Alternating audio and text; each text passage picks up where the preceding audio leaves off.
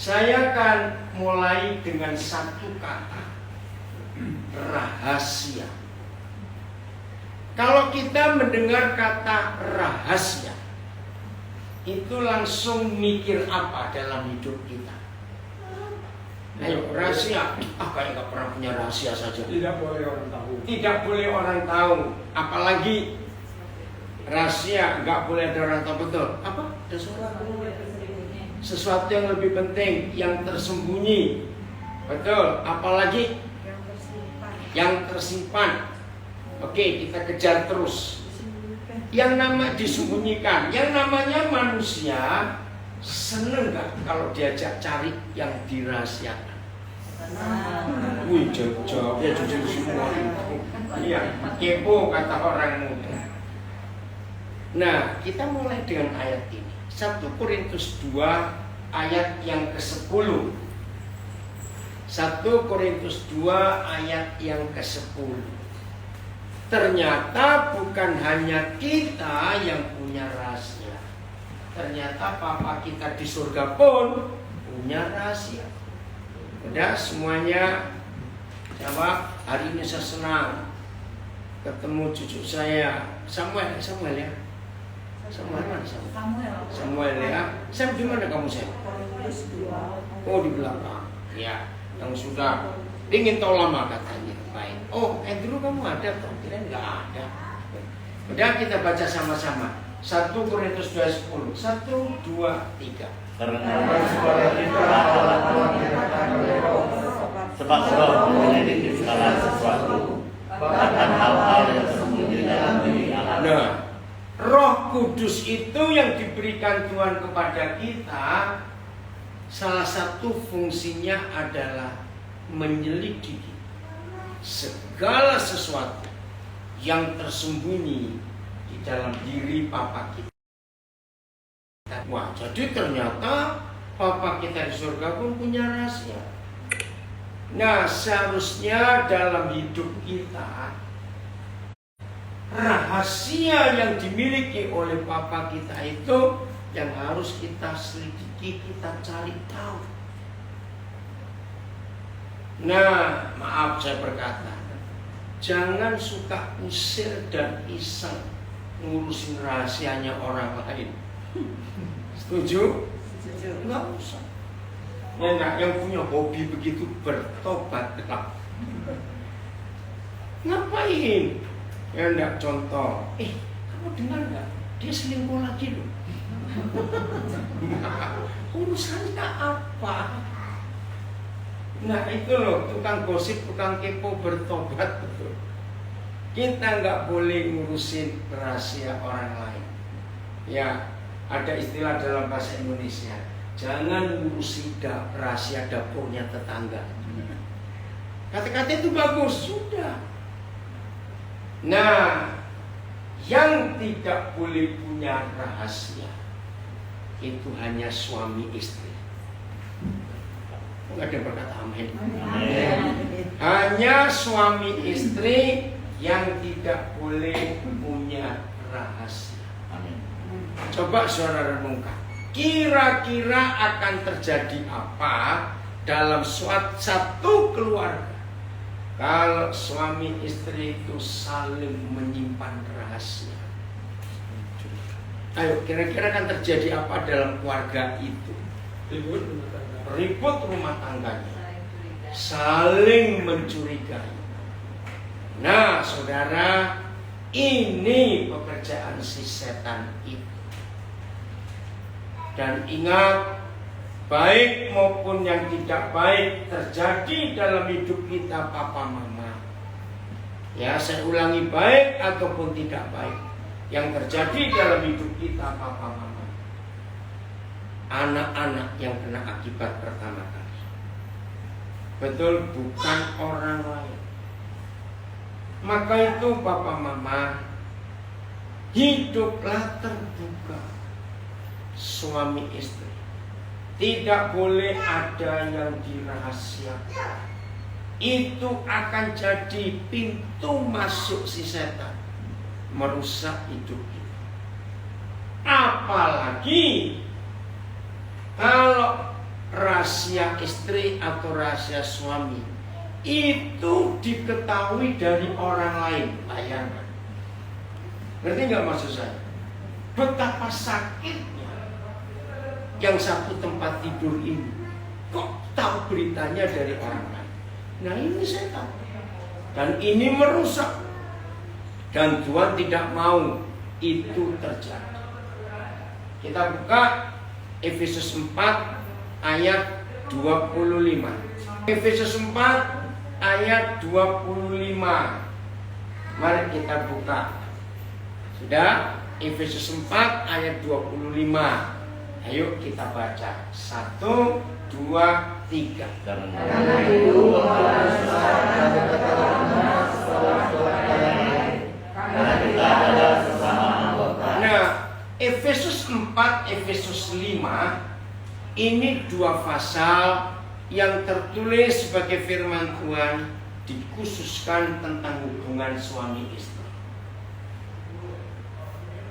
Kalimat terakhir ayat 25 itu menunjukkan bahwa itu suami istri karena sesama anggota.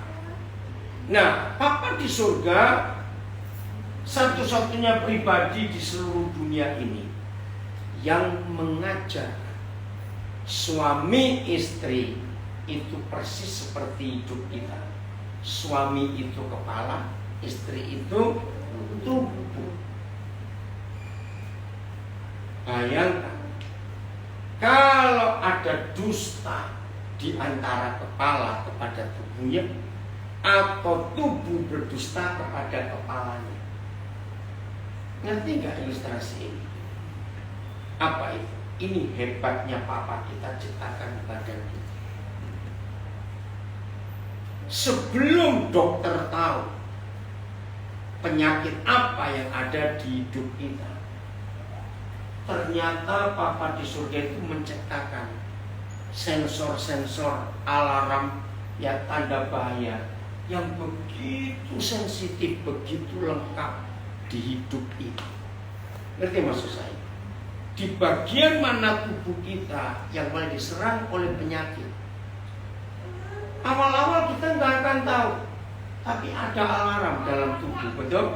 Dokter pun belum tahu.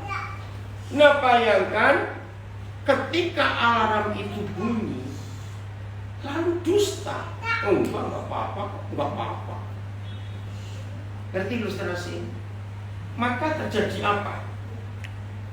Kalau itu dibiarkan terus, ada dusta itu antara kepala dengan tubuh dan kepala, tambah sakit, tambah sakit, tambah parah.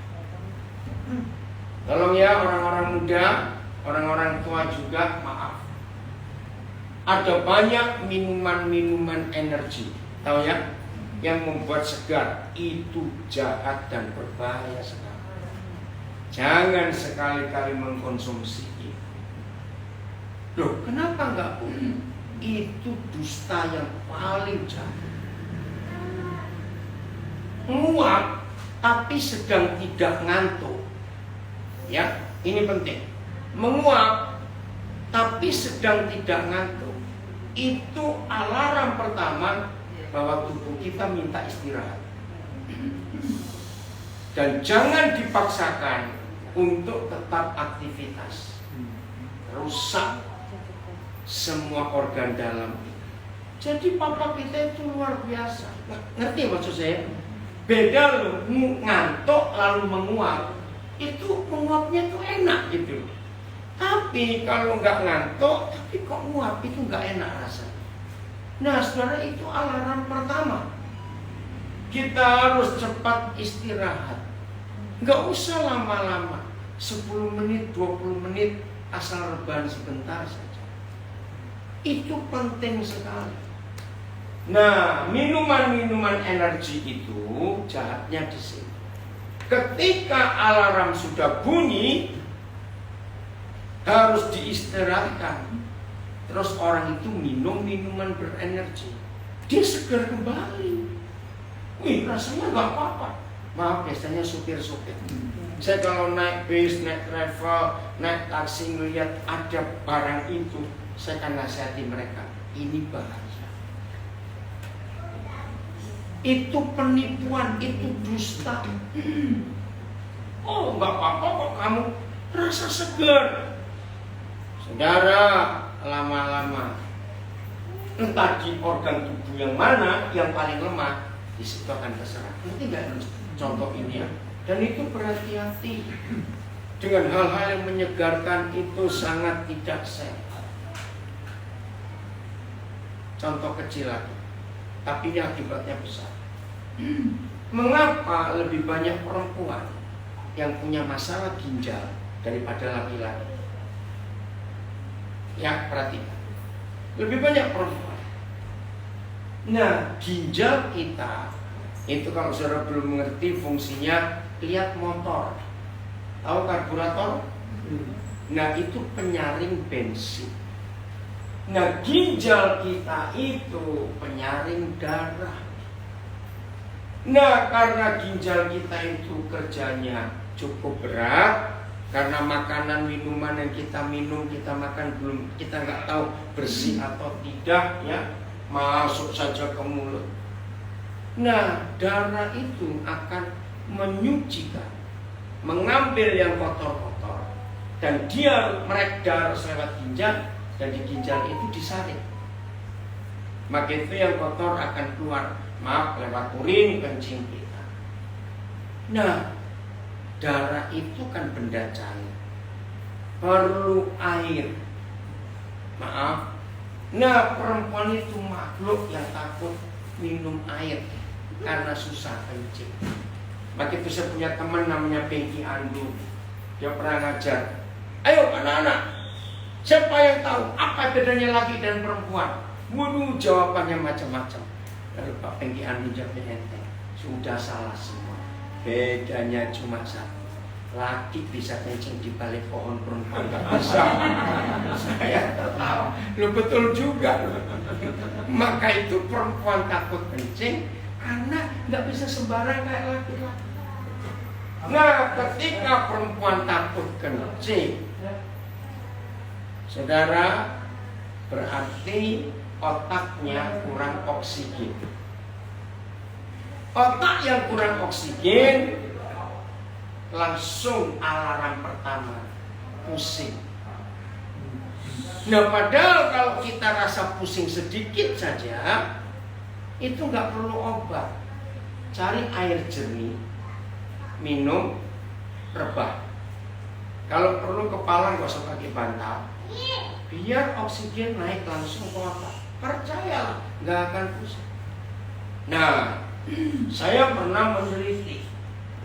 Maaf ya, nggak semuanya, mudah-mudahan di sini nggak ada. Salah satu isi tas perempuan, lipstick, sisir, cermin, ternyata obat-obatan painkiller, tau ya, penyembuh rasa sakit, Panadol, Decolgin, ya tergantung apa. Betul tidak? Betul. Begitu rasa sakit, kepalanya tak, memang sembuh, hilang. Tapi sudah air kurang, darah makin kental, otak dibohongin dengan obat-obat itu. Di situ ginjal itu kena. Nah, ini salah satu bentuk lain dusta. Saudara, maaf, yang masih suka mengkonsumsi obat apa saja, hari ini bertobat. Hari ini bertobat. Maaf, nggak ada obat yang baik di dunia ini. Kenapa? Satu obat itu hanya baik untuk tujuan dia dibuat buat sakit bagian mana. Tapi organ tubuh yang lain akan kena efek. Saudara, ini fakta. Nah, ternyata nggak cuma energy drink, minuman-minuman berenergi yang berdusta, tapi obat-obatan itu khususnya yang sakit kepala. Jujur, coba tas perempuan dibongkar semua, ada nggak itu di dalamnya? Maaf ya, nggak usah cuma ada. Nah, ini penyebabnya. Nah, minum memang kalau dengar sehari 2 liter, ya ampun 2 liter. Nah, jangan bilang 2 liter supaya enggak stres. Bilang aja 18. Sama toh? Karena satu gelas kan 250 cc. Kali 8 2 liter. Nah, caranya bagi. Kita aktivitas kira-kira 18 jam kira-kira. Nah, 18 jam itu bagi 8. Jadi berapa jam sekali kita minum? Nah, kan nggak repot. Kalau tiap 2 jam 1 gelas. Ngerti? Nah, anak-anak perhatikan ya, saya juga perhatikan berapa hari ini di Padang saya diajak makan banyak orang. Tolong papa mama, anak kalian dengar ya. Jangan sisakan 1 butir nasi pun di piring. Ajari, saya paling suka apa itu meriksa kalau makan ayo. Kenapa? Dengar ya anak-anak. 1 kilo beras itu isinya kira-kira saya bulatkan 7.000 butir kira-kira. Sekarang itu, kalau ada orang Indonesia setiap kali makan, kan kita 3 kali biasanya, itu menyisakan 3 butir nasi di piring. Berarti sehari kita buang berapa butir? 9 kalikan 278 juta. Seperti itu. Dibagi 7.000 butir. Saudara bayangkan sehari terbuang berapa ton beras. Itu kalau kita buang 3 butir nasi. Nah, anak perhatikan, ada ini tuh nggak cepat. Penting. Ya 278 juta kalau kalkulatornya nyampe. Ya. Dikali 9. Ayo cepat, yang di rumah ngitung juga. 278 juta. Betul ya? Eva tadi pagi? Ya, ternyata penduduk Indonesia itu 278 juta dikali 9. Ayo cepat, berapa? Berapa miliar? 2,5 miliar dibagi 7.000. Bagi 7.000. Jadi berapa yang terbuang sehari? Berapa?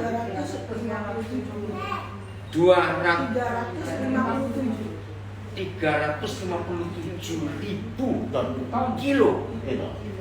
Iya, jadi berapa ton? Dibagi 1.000 aja.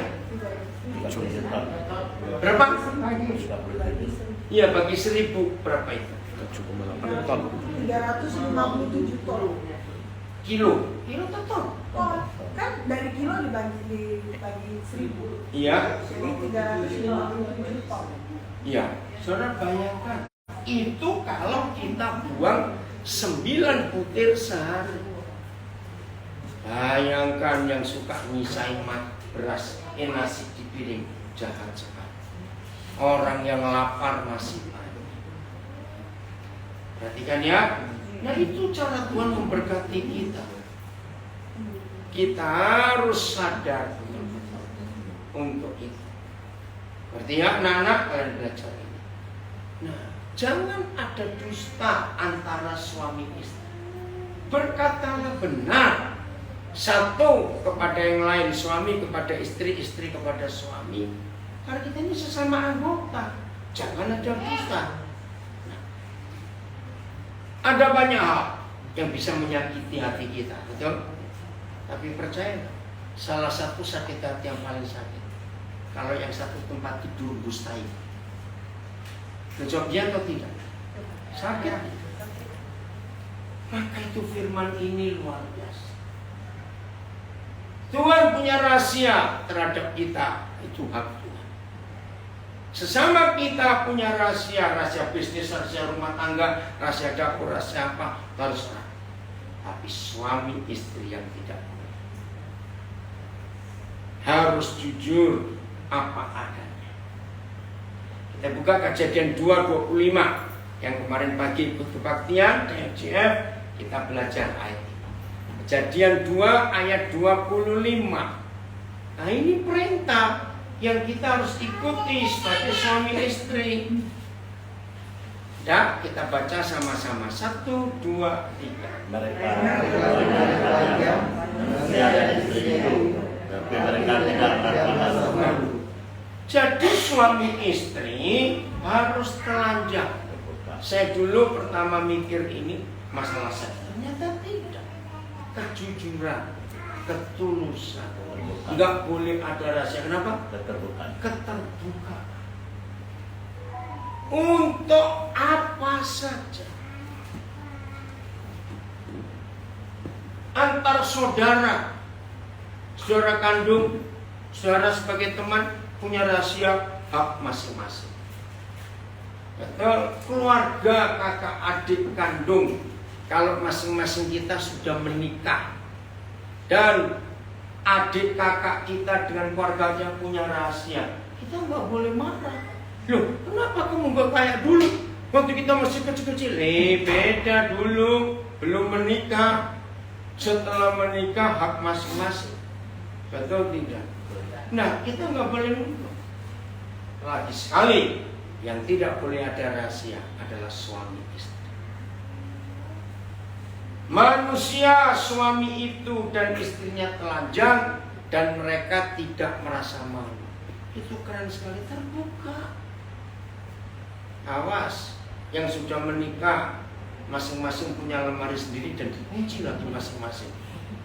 Sampai biar aja kunci lemari di bawah. Awas. Loh, saya pernah ketemu keluarga seperti itu. Loh, kamu ini apa-apaan? Apa yang kamu simpan di lemarimu? Sehingga istri atau suamimu nggak tahu. Ini suatu kejahatan. Termasuk jumlah uang. Silakan punya nomor tabungan di bank berbeda, nggak dosa. Tapi kalau suami istri harus saling tahu jumlahnya. Tidak boleh dirahasiakan. Firman Tuhan itu luar biasa. Hanya Tuhan Yesus satu-satunya pribadi yang pernah berfirman berkata begini. Sebab di mana ada hartamu, di situ ada hatimu. Jadi pertanyaannya, kalau suami istri bisa harta dan dirahasiakan, berarti apa yang bisa dari mereka dua? Hati. Apa artinya suami istri bisa hati? Cerai goblok, catat itu banyak. Lo betul tidak? Itu cerai. Hatinya bisa. Maaf. Suami istri seperti itu sudah tidak layak di hadapan Tuhan disebut suami istri.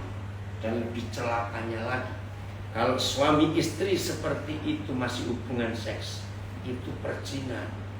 Sebab dia sedang tidak tidur dengan suami dan istrinya, tapi tidur dengan orang lain karena hatinya pisah. Sedikit sekali gereja yang masih mengajarkan kebenaran. Padahal ini fakta penting. Serius. Jangan anggap enteng. Suami istri yang masih nyimpan sesuatu nggak bisa. Yang pasangannya nggak tahu ingat. Maka itu tidak sedikit keluarga Kristen. Bahkan saya pernah menemukan kasus pendeta, gembala, uangnya dipisah. Saya pernah tanya, saya kaget. Yang cerita justru anaknya. Setelah dengar khotbah saya, dan tolong papa mama begitu. Loh, kamu kok tahu? Nah, jadi saya dekati karena laporan anaknya. Ternyata begini masalahnya. Iya. Dulu sebelum kami menikah, sebelum kami jadi hamba Tuhan terima panggilan, kami ini punya bisnis. Dan waktu kami menikah, orang tua kami masing-masing memberi kami, ya bukan warisan ya, tapi harta. Nah itu sulit untuk disatukan sekarang. Dan nggak bisa. Kaget saya, ini keluarga gembala loh. Sampai seperti itu. Saudara bayangkan, tidak ada pribadi lain selain Tuhan Yesus yang pernah berkata, harta dan hati itu menyatu. Maka itu perampok-perampok lebih pintar dari para pendeta, penodong-penodong. Masih ingat kalau mereka nodong? Berapa? Lah yo, kalau ada bilang, ini hati, harta atau nyawamu. Wih, dari mana mereka tahu firman Tuhan Yesus itu? Jawabannya, memang itulah fakta itu. Contoh kecil, yang pernah naik kereta api, ada kereta api nggak ya? Wah, maaf, saya cuma tanya. Yang pernah naik pesawat atau naik bis, kalau kita masuknya terlambat, kalau tempat bagasi di atas kita penuh, barang kita harus pisah dengan kita, dan di situ ada duit, ada paspor, ada macam-macam, dikit-dikit nol. Itu hal kecil loh saudara, nggak tenang jadi duduknya itu. Ikut tertawa semua ini. Nah itulah bukti nyawa kita ada di koper itu. Hebat ya Tuhan Yesus itu. Maka itu Dia berfirman, kamu nggak boleh melayani dua tuan, Yesus dan uang, nggak bisa, harus milih. Keren sekali. Ngerti ya? Jadi nggak boleh ada rahasia. Tuhan punya rahasia, nanti kita akan urus. Nah, maka itu maaf, mungkin di antara kita tidak ada, mungkin. Tapi kalau saudara kita, teman kita, sahabat baik kita, suami istri, setelah menikah sekian tahun, bahkan sudah punya cucu, masih saling sembunyi dan saling tidak tahu, nasihati mereka. Ini kebencian Tuhan. Apalagi tetap melakukan hubungan seks, ini perzinahan di mata Tuhan. Hebat firman Tuhan. Nah, bagaimana cara paling gampang untuk ini? Karena setiap kali saya ngomong ini langsung wajah orang yang dengar itu tegang semua. Maaf. Cara paling gampang, nolkan saldo, jadi tenang. Loh, kok tertawa? Nolkan saldo, terserah saudara mau kasih siapa. Nah, mulai yang baru. Atau ya buka-bukaan. Ngerti enggak? Jadi ada satu di antara dua pilihan ini. Saudara jangan anggap enteng loh masalah hati dan uang ini. Aduh, jahat sekali setan itu bekerja. Coba lihat Matius 6:24. Tegas sekali Tuhan Yesus. Matius 6:24.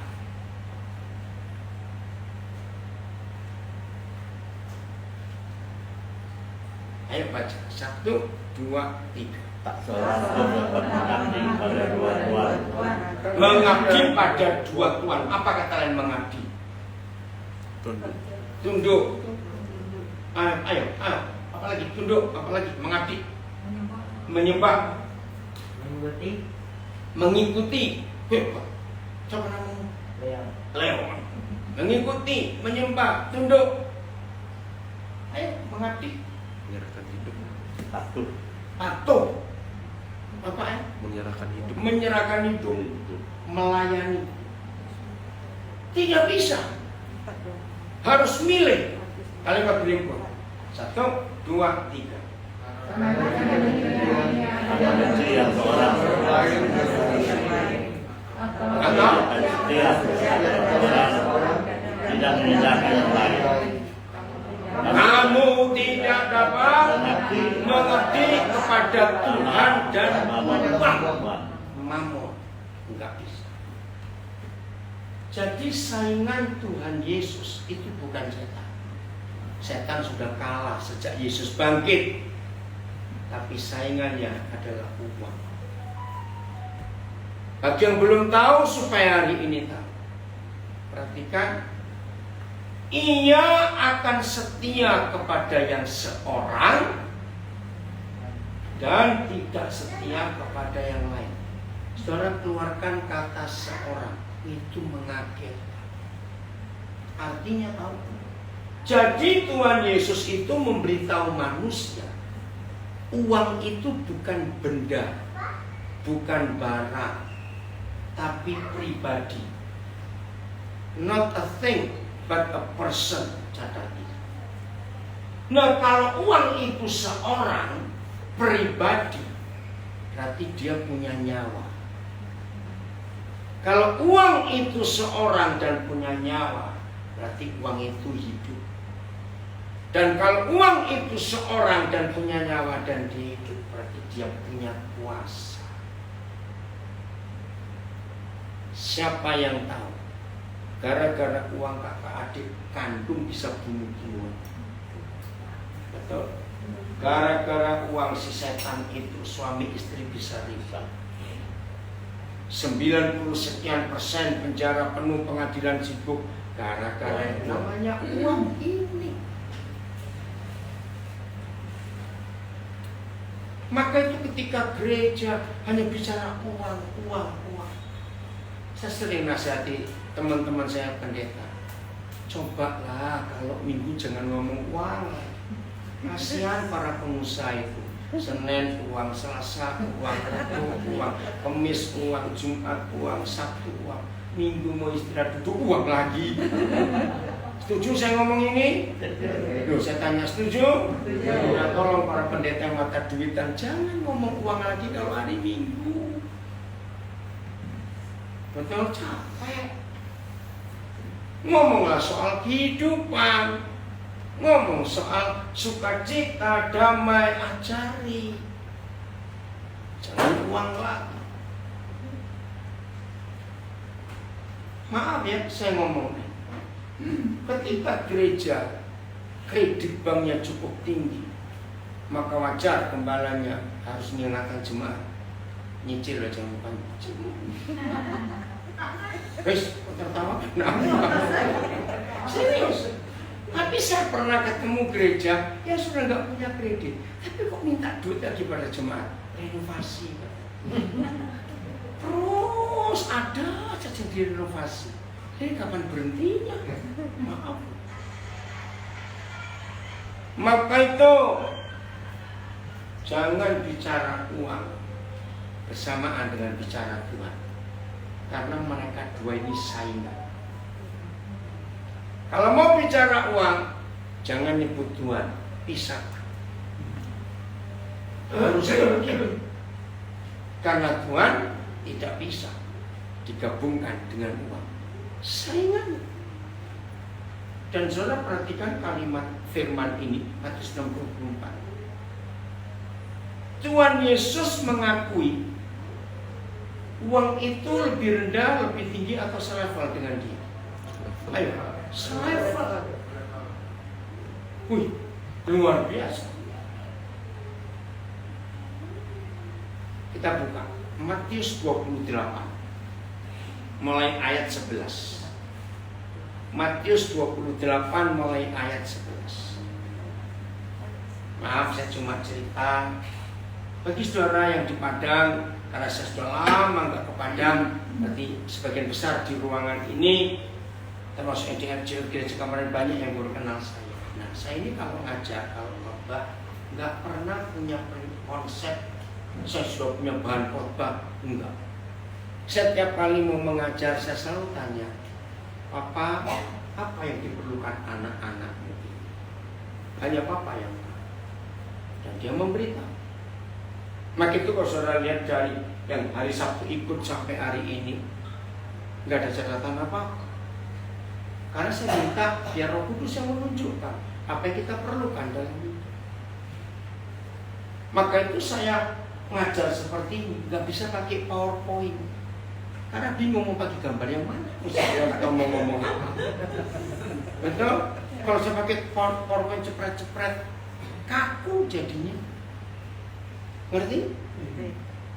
Justru kalau Tuhan menyuruh saya mengajar, Tuhan yang paling tahu apa yang kita butuhkan saat ini. Nah, saya tidak tahu kenapa saat ini Roh Kudus suruh kita belajar ini. Ayo kita jujur. Udah? Baca 1, 2, 3. Ketika melakukan pengajaran, datanglah beberapa orang dari pendeta kota yang memberitahukan segala yang terjadi itu kepada imam-imam kepala. Nah, stop. Ada apa? Jadi malam Pak Minggu pagi kebangkitan Tuhan Yesus, kan kuburnya dijaga oleh tentara-tentara Romawi. Terus pakai meterai, pakai segel lagi, meterai kerajaan, nggak boleh dibuka. Tapi kuasa Tuhan dahsyat. Tuhan Yesus bangkit. Pintu kubur dari batu sekian banyak ton itu bisa terbuka sendiri. Mereka kaget. Lalu mereka ke kota, memberitahu kepada imam-imam. Terus apa yang dibuat oleh imam-imam? Ayat 12. 1, 2, 3. Dan sesudah berundi dengan dua-dua, mereka mengambil keputusan lalu memberikan sebuah serta itu. Ternyata tahu kata money politik sudah ada sejak ribuan tahun yang lalu. Jahat sekali. Jadi penjaga-penjaga itu disogok, disuap dengan sejumlah besar uang. Enggak tahu berapa jumlah. Ayat 13. Ya.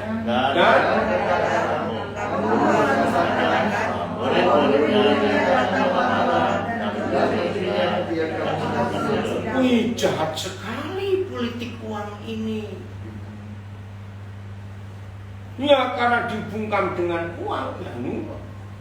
Jadi ngomong ya kepada semua orang, Yesus nggak bangkit, tapi waktu kamu tidur, mereka murid-muridnya mencuri mayatnya. Terus Dan memindahkan kebenaran dari negeri, kami akan berbicara dengan dia, sehingga kamu tidak beroleh kesulitan apa-apa. Nah, ini sistem militer.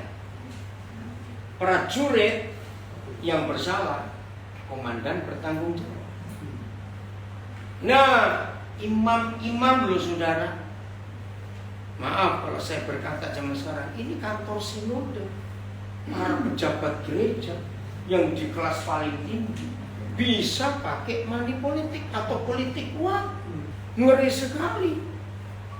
Jadi kamu tenang, hai prajurit, urusan komandan urusan kamu, sehingga kamu nggak disalahkan. Nah, klimaksnya ayat berapa? 15. Mereka menjawab itu membuat seperti yang dipesankan kepada mereka. Dan cerita ini tersiar di mereka menerima sejumlah besar uang. Dan bagaimana? Sudah. Bukan. Maaf. Dan mereka berbuat seperti yang dipesankan itu. Nah, yang mengerikan itu cerita ini bagaimana tersiar di antara orang-orang Yahudi sampai sekarang. Jadi yang pernah ke Israel, kalau ketemu orang Yahudi, saya pernah membuktikan ayat. Enggak, Yesus bangkit. Mayatnya dicuri oleh murid-murid. Cerita ini tersiar sampai hari ini. Begini, siapa masih ingat di perjanjian lama, setiap kali Yahweh Tuhan buat mujizat, pasti ada kalimat, dan hal ini ada sampai hari ini. Contoh waktu Elia menyehatkan mata air di Yeriko, ya, tadinya air itu kan jahat sekali, ibu hamil keguguran, orang sehat jadi sakit, tapi mereka nggak punya mata air lagi. Lalu dengan mujizat Tuhan berikan kuasa itu. Nah, air itu tetap sehat sampai hari ini. Orang Yeriko minum air itu. Kenapa? Terus berapa orang suruh sini aja supaya nggak muter-muter, kasihan. Nak tolong minta. orang.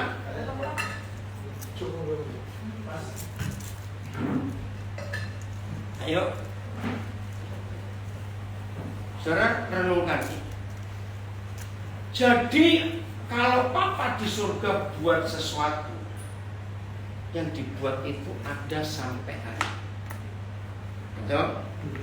Ternyata apa yang dibuat oleh uang juga ada sampai hari. Ngerti dalam hitungan matematika? Kalau garis A dan B itu sama dengan garis C dan D, berarti sama. Ini jahatnya uang. Maka itu Tuhan Yesus berkata, gak bisa kamu melayani dua bos ini, gak bisa. Harus milih salah satu.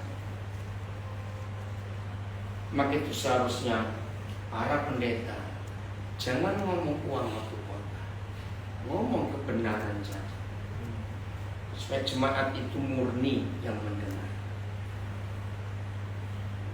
Saya punya istilah begini. Ketika banyak gereja hanya sibuk bicara uang, memang ada keperluan. Nah, maka itu yang itu jangan pakai ini, pakai yang teksi 22 supaya itu bisa dipakai untuk dua ini. Coba keluarin itunya. Karena ini cuma dua lubangnya. Nah, gitu ya. Oke. Bisa. Ngerti nggak, saudara? Maaf.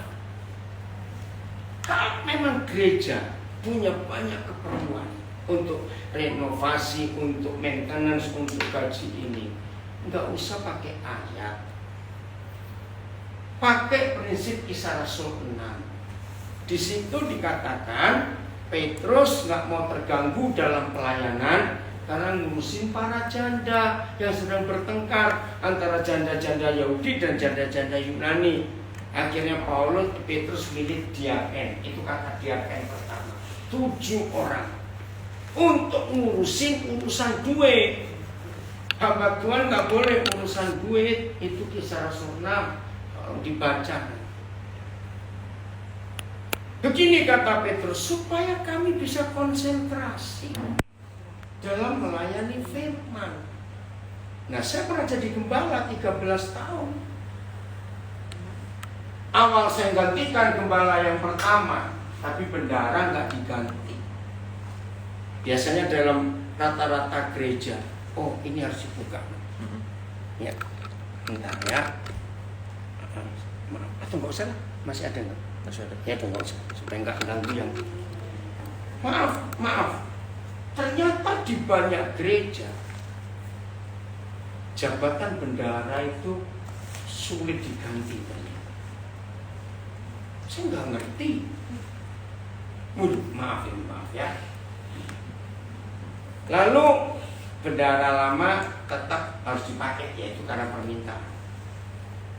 Kaget dia waktu saya duduk jadi gembala. Saya bilang begini, saya jadi pimpinan, maka sejak minggu pertama saya jadi gembala, maka kas gereja harus 0 terus.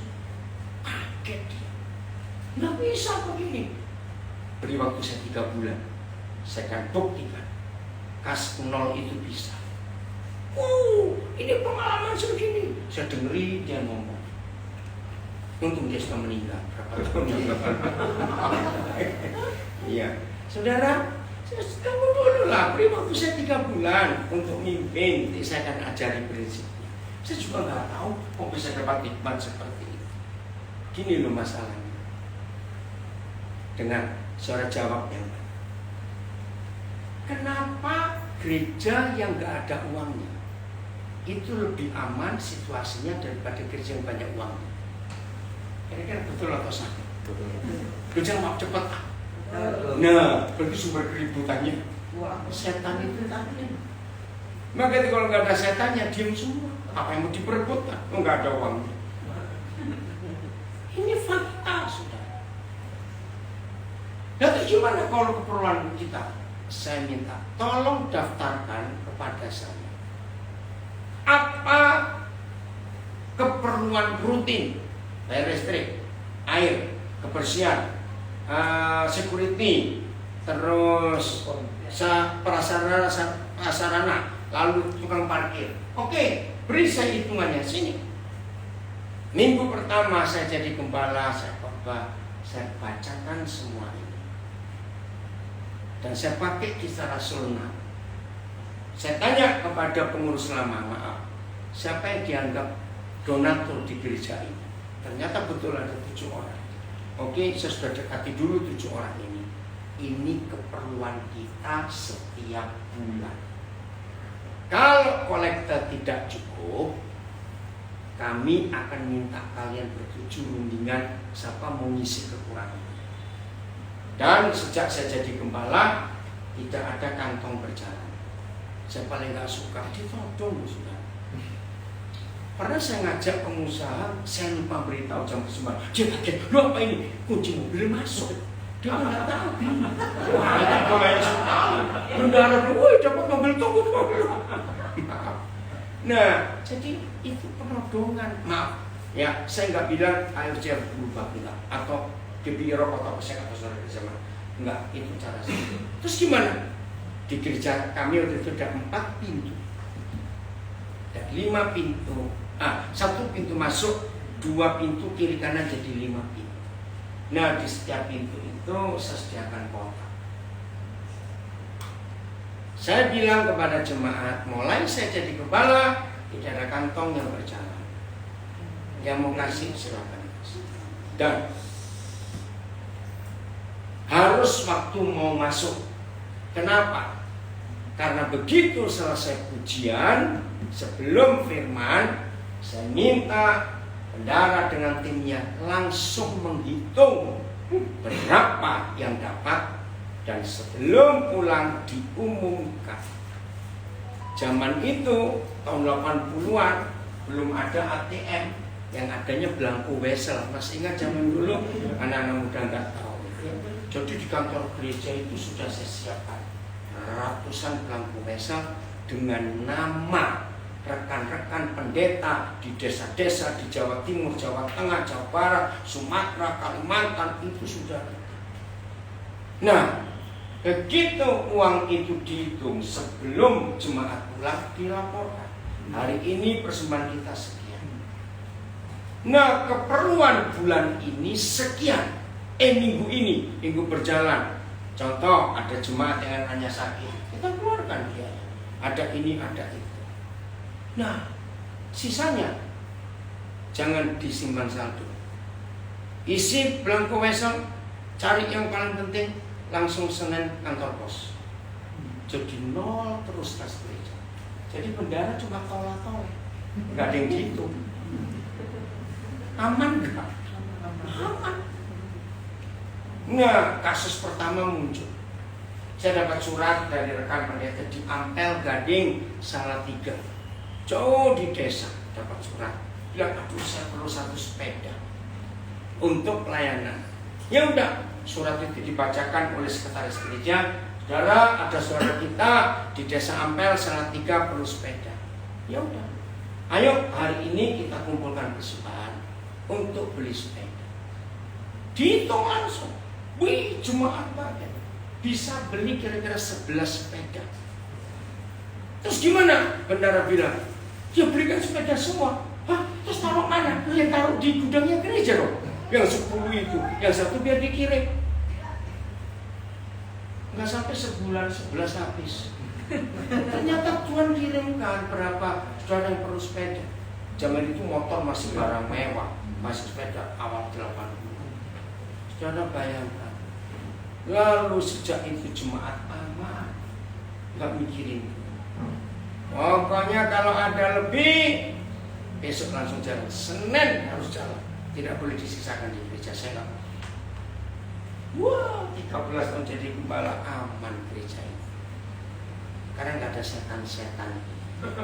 Maka itu saya ingin memasyarakatkan di banyak kota, pulau, provinsi. Saya sudah berhasil mengajak orang percaya. Mulai hari ini kalau ngomong uang itu saya, maaf, setanmu berapa banyak di saldo? Oh, 2 miliar. Anak-anak, mulai hari ini kalau kamu minta uang ke mama, bilang, "Ma, minta setan 20.000." Bagus sekali setan 20.000. Ya memang itu setan. Saya utang setan 4 juta ya. Lu serius dong. Hati-hati dengan uang.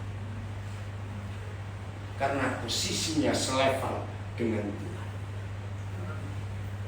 Ngeri. Maka itu suami istri, ayo kita berubah. Nah, lalu gereja pertama ngikuti ajaran saya itu gereja GPCC. Sejak mereka berdiri jadi gereja, hari ini mereka mensyukuri 23 tahun gereja mereka. Ya, mereka tidak pernah ada angkot terus pakai itu. Nah, salah satu pengurus gereja itu adalah salah satu orang penting di BCA tahun itu. Maka GPCC adalah gereja pertama yang persembahannya pakai gesek dengan kartu. Jadi ada alatnya, semua keren juga ini. Maka itu sekarang gereja lain pada niru. Itu jadi Jakarta Presenter ini. Bulan tahun lalu 6 Oktober 2021. Ya, mereka memberkati kami pelayanan di Papua untuk bangun asrama besar. Kaget, saya juga bersyukur kepada mereka. Nah, inilah yang kita harus perhatikan tentang Tuhan. Roma 11:35. Ini ayat-ayat yang kita akan bahas. Jangan bicara uang dengan Tuhan. Dan jangan ngajak Tuhan bicara tentang uang. Dua ini musuhan. Dan Tuhan gak mau disandingkan, gak mau dijejerkan. Nah, saya punya prinsip ini. Ternyata gereja-gereja yang mata duitan itu mengajarkan kepada jemaat hubungan dengan Tuhan itu hubungan transaksional. Pernah dengar istilah transaksi? Artinya bisnis. Iya, sebab akibat dalam hal uang. Jahat. Kalau gereja mengajarkan jemaat untuk hubungan transaksional, akhirnya rusak. Maka itu sampai tadi loh, sore tadi sebelum saya Zoom jam 5 masih ada yang telepon. Jadi saya nggak berdosa kalau nggak memberi ini. Tidak. Loh, apa saya nggak dihukum? Nah itu banyak ancaman-ancaman dari mulut hamba Tuhan. Hati-hati loh. Kalau kamu nggak memberi perpuluhan, kena kutuk, kecelakaan, jahat sekali. Nggak boleh jahat. Tuhan nggak mata duitan, setuju? Tuhan bukan debt collector yang suka nagih uang. Maaf saya berkata. Baca. 1 Roma 11:35. 1, 2, 3. Atau siapakah yang pernah memberikan sesuatu kepadanya sehingga ia harus menggantikannya? Kenapa Paulus harus menuliskan firman ini? Karena ternyata sejak zaman itu sudah ada hubungan transaksional antara umat manusia dengan Tuhan. Maka itu ditulis, siapa yang pernah memberi sesuatu kepada Tuhan dan Tuhan harus membayar balik atau memberikan upahnya, itu ngawur. Betul enggak? Loh, iya atau tidak? Ya. Maka itu pokoknya Tuhan itu enggak mau urusan dengan duit. Tuhan itu urusan dengan hidup, duit itu urusan kita. Serius. Jangan mikir kalau kita dengan Tuhan, weh kita bisa jadi kaya. Salah. Saya mau tanya kepada saudara, betul atau salah kalimat ini? Ternyata orang-orang terkaya, orang-orang tersukses di dunia justru nggak percaya Tuhan. Sudah. Ya sudah. Jadi artinya nggak usah Tuhan pun orang itu bisa kaya. Saya punya 3 resep.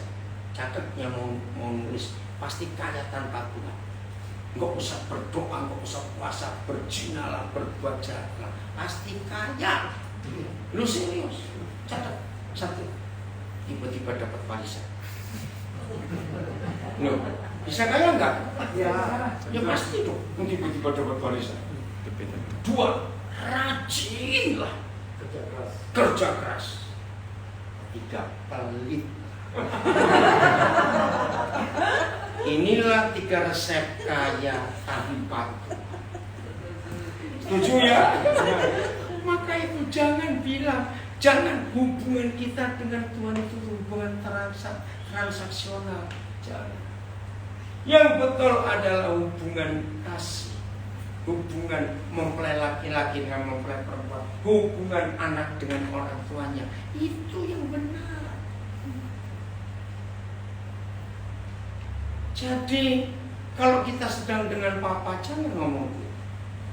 Ngomong duit dalam hidup sehari dalam bisnis silakan. Ini ayatnya. Mungkin kalau masih ada yang bingung, saya punya ilustrasi.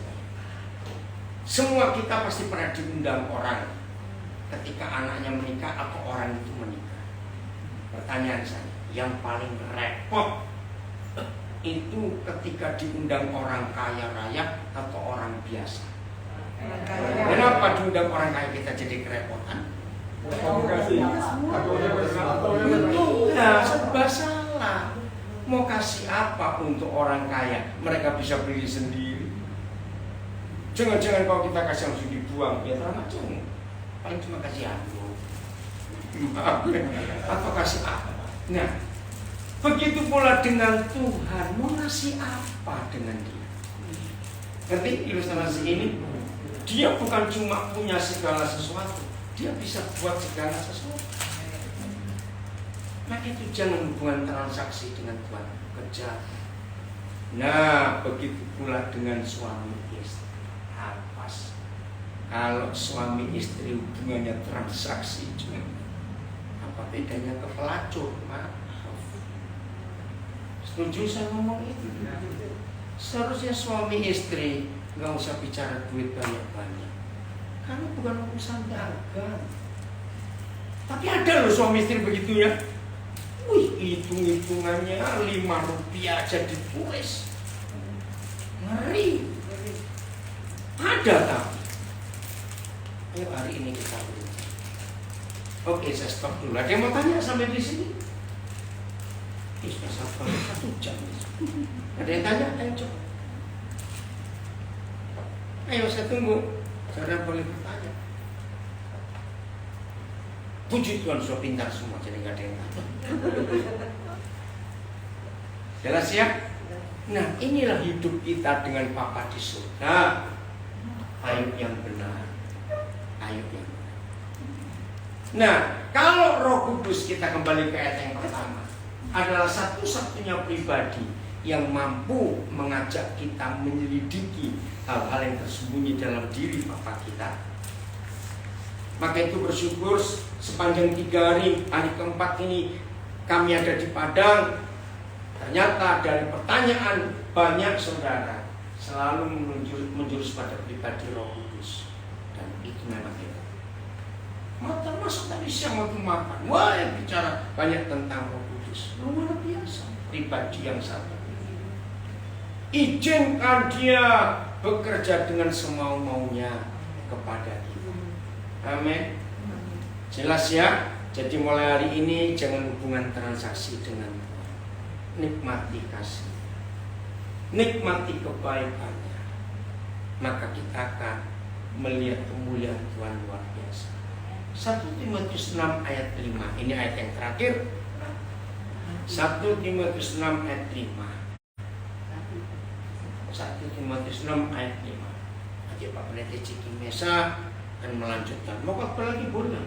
Masih semangat dong ya? Masih semangat. Tapi kok kebanyakan kota kita pulang.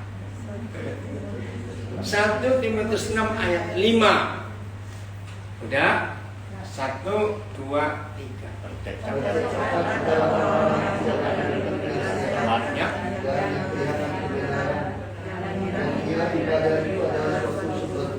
Nah, yang mengira ibadah itu suatu sumber keuntungan. Kalau saya pakai istilah sekarang, ternyata ada orang ke gereja itu seperti ke gunung kawi. Tahu nggak? Cari kekayaan di dalam kebaktian. Maka itu hubungannya duit-duit terus. Nah, itulah orang-orang yang pikirannya apa? Kalimat pertama, Ya, yang ada percekcokan, pertengkaran, kerusuhan, keributan. Yang mengira apa? Percekcokan di antara kamu, di antara orang-orang yang tidak lagi berpikiran sehat. Kapan pikiran kita tidak sehat? Ketika uang masuk ke otak. Saya punya istilah, uang selama masih tersimpan di dompet kita, dia hamba yang baik. Tapi begitu uang pindah ke hati kita, dia jadi tuan yang jahat. Ribut. Maka itu pisahkan ngomong uang dengan Tuhan. Pisah. Satu kali saudara, lama, akhir 70-an awal 80-an, sudah banyak orang gak suka dengan saya khotbah karena saya bicara uang itu tegas, seperti yang hari ini saya sampaikan. Ada yang marah. Jadi bapak ini sombong betul. Kenapa saya? Jadi bapak hidup itu gak perlu uang. Bisa gak bapak buktikan hidup bapak perlu uang? Saya bisa buktikan. Jangan lagi yang hidup, yang mati aja gak ada yang gratis. Maaf saya tanya, terakhir ada yang ngubur orang mati paling murah berapa di Padang? Kira-kira 12 juta. Nah, itu aja paginya kualitas apa itu? 12 juta tetap mahal. Itu bisa dipakai makan sebulan lebih atau 2 bulan untuk keluarga dengan 3 anak, betul nggak? Nggak ada yang gratis. Nah, terus bapak kok ngomong begitu? Nah, Tuhan beri saya ilustrasi bagus. Dan itu saya pakai sampai hari ini, saya ceritakan kepada banyak orang. Saya juga nggak tahu tiba-tiba kok ada itu. Kapal itu perlu air tidak? Kalau nggak ada air, kapalnya jadi kapal-kapalan. Iya, jadi kapal-kapalan. Tapi nggak ada kapal goblok mengizinkan air masuk ke dalamnya. Loh, betul itu. Jadi apa itu kapal goblok ini? Izinkan air masuk. Nah, itulah uang. Kita butuh air, nggak bohong. Tapi jangan air masuk ke hidup. Masih 1 Timotius 6 ayat yang ke-9. Coba bacakan. Ngeri sekali. 1 Timotius 6 ayat 9. Ya. 1, 2, 3.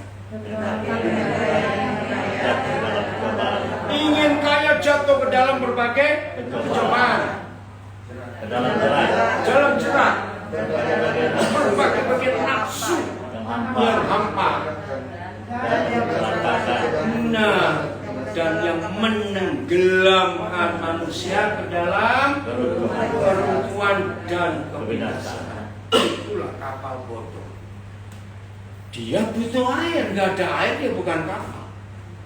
Tapi nggak mau kapal ditenggelamkan dengan apa yang dia butuhkan. Hebatnya Roh Kudus.